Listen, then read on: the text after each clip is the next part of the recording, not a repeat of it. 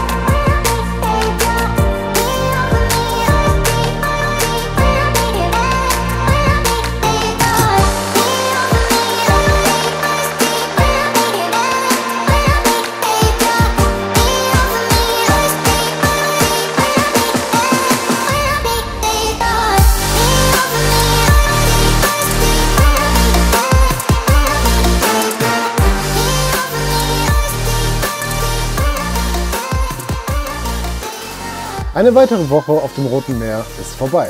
Im Gegensatz zu sonst hänge ich aus Zeitgründen diesmal nur eine Nacht von meinem Flug hinten an. Diesmal bin ich untergekommen in Elguna. Das heißt, für die letzte Nacht bin ich nicht am Meer, dafür aber an einer Lagune, ein wenig nördlich von Hurghada selber. Eigentlich eher eine Luxusgegend, aber zum einen war ich hier noch nicht und sehe damit mal was Neues und zum anderen war der Last-Minute-Deal für das dortige Steigenberger einfach zu verlockend. Und deshalb sitze ich jetzt hier auf der Terrasse meiner Suite mit Blick auf den Golfplatz und lasse es mir nochmal für eine Nacht gut gehen, während mein Tauchkram für den morgigen Flug vortrocknet. Kommen wir also zum Fazit dieses Trips. Das Grobe habt ihr ja bereits mitbekommen.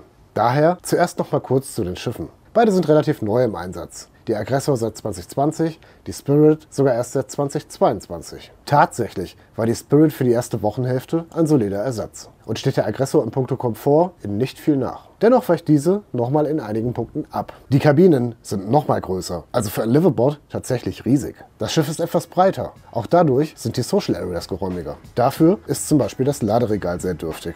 Mehr als eine Steckdose benötige ich trotz mehrfacher USB schon. An sich aber ist auf der Aggressor alles noch ein wenig hochwertiger. Die Betten sind die besten, die ich auf meinem Liveaboard bislang hatte. Matratze und Bettwäsche in Hotelqualität. Und statt dem üblichen Nescafé gibt es hier sogar eine professionelle Kaffeemaschine. Es wird natürlich seine Gründe haben, dass wir nicht direkt die ganze Woche ersatzweise auf der Spirit bleiben konnten. Aber Sinn machte das Ganze für uns Gäste so definitiv nicht. Nicht nur die ganze Logistik, nein, auch der Bruch mit mittlerweile liebgewonnenen Gewohnheiten im kleinen Mikrokosmos eines Liveaboards. Seien es Stammplätze an den Esstischen, die Organisation der Ladetechnik oder auch einfach die Lage der eigenen Kabine. Sinn auch erst recht nicht für die Route, denn was als Roundtrip angelegt war, wurde zur gottlosen Hin- und Herfahrerei. Durch die veränderte Routenplanung wurde jede Nacht durchgefahren. Durch den Stopover im Hafen verloren wir einen kompletten Tauchtag. Das heißt, aus den beworbenen 23 Tauchgängen wurden am Ende leider nur 15. Auch stellt man sich natürlich die Frage, warum man nicht die Aggressor runter nach Port Berenice bringen konnte.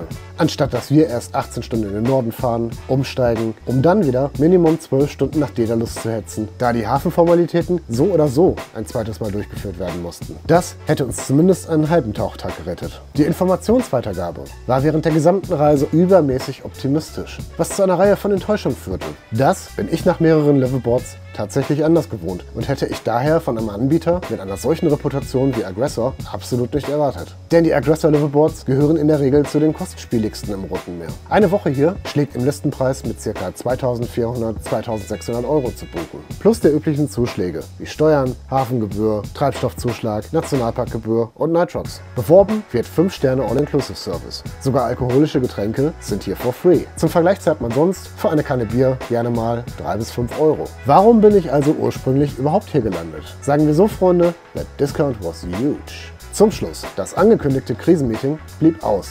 Stattdessen gab es einen Brief vom Management. Kurz gesagt, wir bekommen die kompletten Kosten erstattet. Eine Woche, die zwar nicht lief wie geplant, aber dafür for free. Kann man da meckern? Ich denke nicht. Und das, meine lieben Freunde, war es dann mal wieder aus Ägypten. Ich hoffe, ich konnte die Stories, die sich mir geboten haben, einigermaßen abbilden und verbleibe bis zum nächsten Abenteuer. Was das sein wird?